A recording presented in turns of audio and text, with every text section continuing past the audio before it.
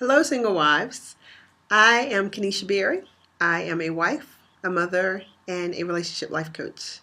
First, I want to say I think it's amazing that you ladies have decided to prepare yourself for marriage.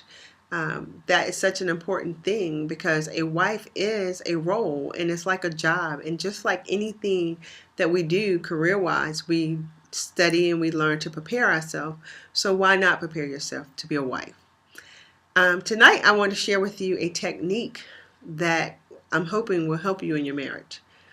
This technique is something that I learned probably, I would say, about 4 years ago. And I've been married for 17 years. So, about 4 years ago, my marriage actually had a shift for the better. So, this technique is called the 6 basic needs. As humans, we all have 6 basic emotional needs. And once we learn our need, we can speak from our need and we can identify what's really going on inside of us when we're having an extremely emotional time. So let me tell you what the needs are. Your first need is the need for significance or the need to feel important. And these needs are in any type of order. So the first, again, is the need for significance or importance. The second one is the need for safety or security. The third one, love and connection. The fourth being variety. Variety is stimulation or change. The next one is growth. And then the last one is contribution. So what you learn once you learn your 6 basic needs is that we all have about 2 needs that kind of dominate our personality and dominate what it is we're trying to do in our behaviors. So at all cost and at all times, we're trying to get a need met. For me, my 2 dominant needs are the need for safety and the need for significance. The way this has helped me in my marriage is I've learned to speak from my need instead of from my emotion.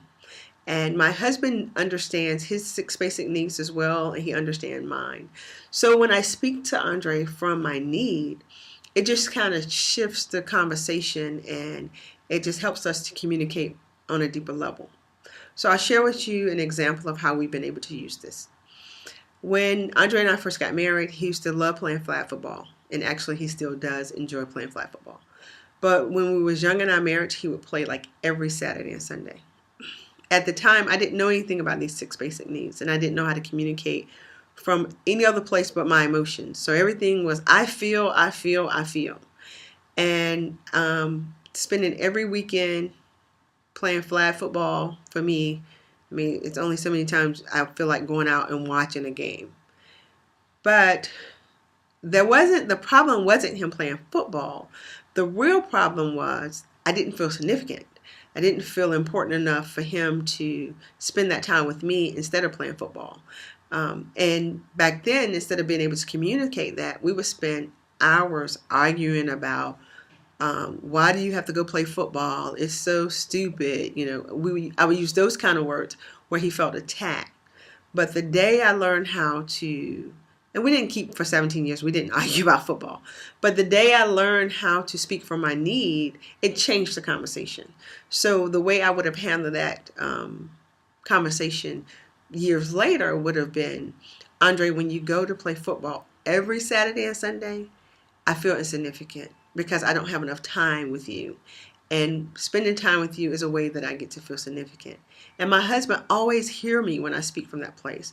Because as a husband and a good husband, most men who will commit to making you his wife, they want to supply your needs. Not always your wants, and definitely not what you're whining about, but they definitely want to supply your needs. So when you can speak from a place of need instead of emotion, men hear you clearly. They understand you better. The thing about getting your needs met is that everything we're doing it to get a need met. So whether it's positive or negative, at all costs, for me feeling the need to be significant, I'm going to get that need met. So the negative way I would get my need met when Andre was off playing football was I may spend the day with my girlfriends and I would spend the time complaining. Girl, can you believe he's playing football again this weekend? Oh, he's gone again. He just don't ever spend time with me.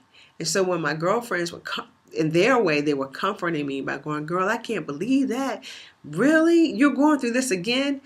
I was getting my need met because them giving me that kind of attention on this thing that I thought was a problem is now making me feel significant too. So that is what I mean when I say at all costs, we're still working to get our need met. So it's really good when you can identify what your needs are, identify those two that dominate what's going on with you most of the time. And this way you can start communicating from your need. You can also identify what it is that you need in any situation. So let me just tell you your needs again. First need, the need to feel important or significant. The need for safety or security. The need for love and connection. The need for variety, for change or stimulation. For growth, and the need for contribution. So I would encourage you to take the time, spend some quiet time by yourself, write down these needs, and really search your soul and figure out which one of these needs or which two of these needs dominate who you are the majority of the time.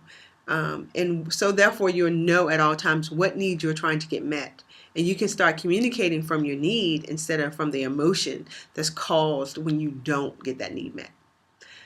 I want to thank you ladies for taking the time to listen to my video. My name is Kenisha Berry. Again, I am contacting you from Beijing, China. And at any time, if you want to contact me or speak with me, just send an email. I look forward to hearing from you ladies, and best of luck on your journey. And it can only get better because you're doing everything you can to better yourself. So have a wonderful, blessed day. Bye-bye.